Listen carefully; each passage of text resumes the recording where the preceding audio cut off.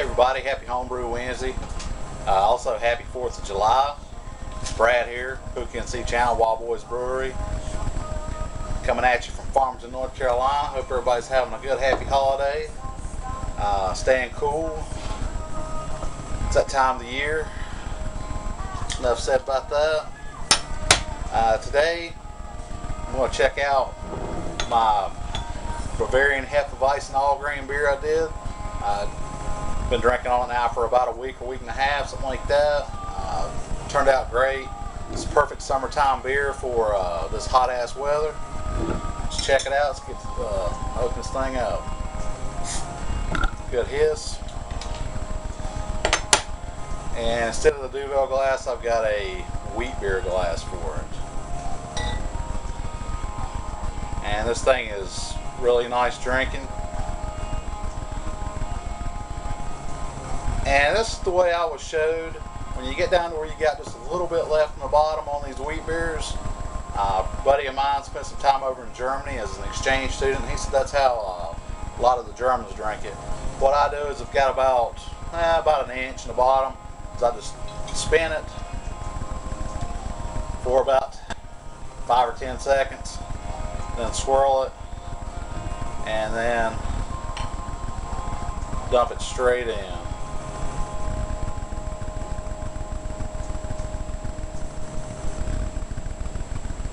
And these things are super cloudy anyway, unless they're a crystal or they're filtered.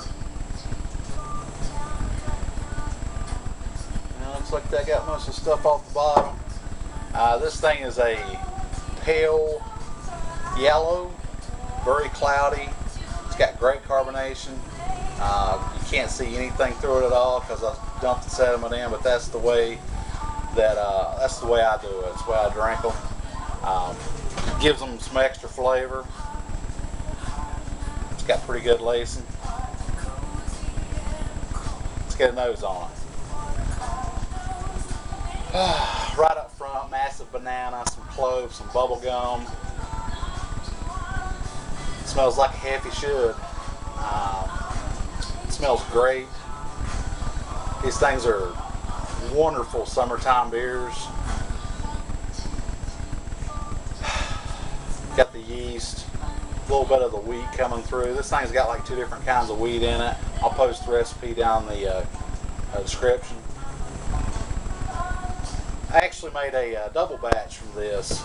This one is all grain, and then I did a dunkel where I did a partial extract with it. Where when I got done collected all the wort for this one I needed, I ran an additional 3.5 gallons through the mash tun, sparged the grains out some more, collected 3.5 gallons of wort, and then used that to make a Dunkel Weizen by adding some dark dried malt extract that I had. I played around with the recipes on these a little bit. On this one I used the 3068 Weinstoffen Bavarian wheat beer yeast from Wyeast. And then on the Dunkel Weizen I used I think it's the 3638 is what that one is. It's Bavarian wheat is what it's called. It's a Bavarian wheat beer strain too, but it's a different one. And for the hops, on this one I used Hallertau, and on the other one I used Tetnager. So they've got different yeasts and different hops. And then I also put 12 ounces of molasses in the Dunkel to help give it some extra flavor and darken it up. And so I did a double batch out of that one. Basically made a big beer and made a small beer, but then boosted the small beer up with DMA. Anyway, let's get a taste on this baby. Cheers.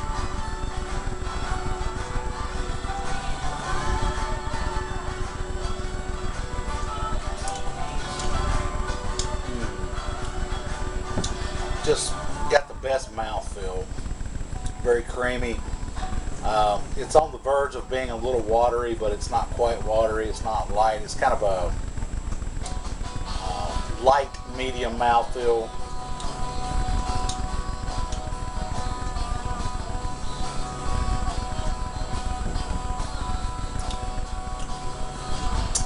Taste follows the nose. You get the gum, the bananas, a little bit of clove. I fermented mine at a higher temperature. Everything I've read says if you ferment at on the higher end of the yeast rangeability, you'll get more banana esters. If you ferment on the lower end, you will get more clove. I like the banana esters better than I do the clove. I like for there to be some clove in there, but I've drank them where they were fermented on the cooler side and the clove dominated. And while I still enjoyed it, I did not like it as well like that as I do like this. See, it's leave a nice lace. Let's get another swig on this baby.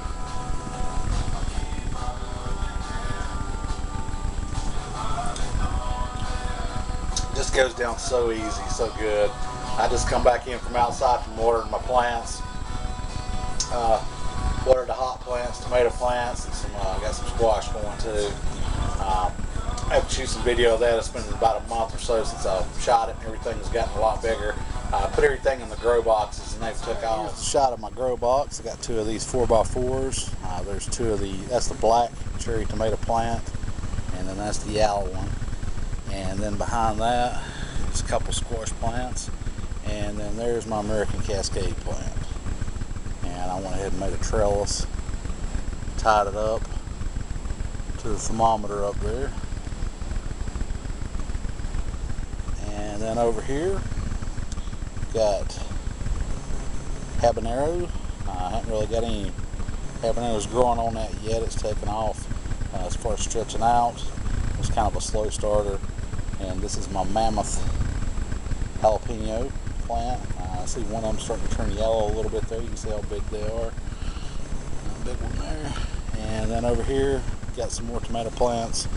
These 3 are my Cherokee purples, and that one is the Degina Lee.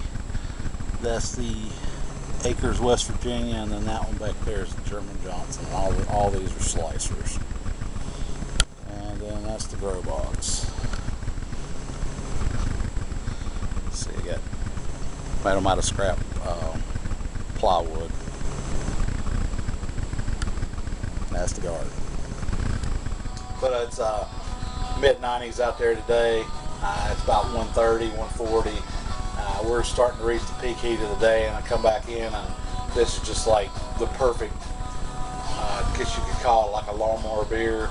It's a little more tasty than like a Pilsner or a lager would be. I'm not a big fan of lagers, period. I never have been. I've tried to brew a few of them I like. So wheat beers are basically my summertime beer.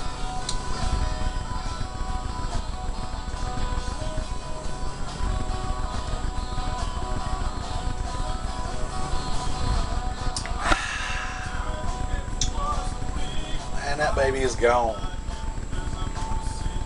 You can see the lace on there now. Just goes down so good. This is a 12-ounce bottle. You just about need a pint of it. That's usually how I buy them. I just had a little bit of everything when I bought it. So some of them went in bombers, some of them went in pints, some of them went 12 ounces. But that's going to wrap this 4th of July Homebrew Wednesday update up. Hope everybody has a good one. If you party hard tonight, have a designated driver and be safe so you can party again next year. And I'll just leave it at that. Everybody have a happy Homebrew Wednesday. Everybody take it easy, and I'll see you next week. Cheers.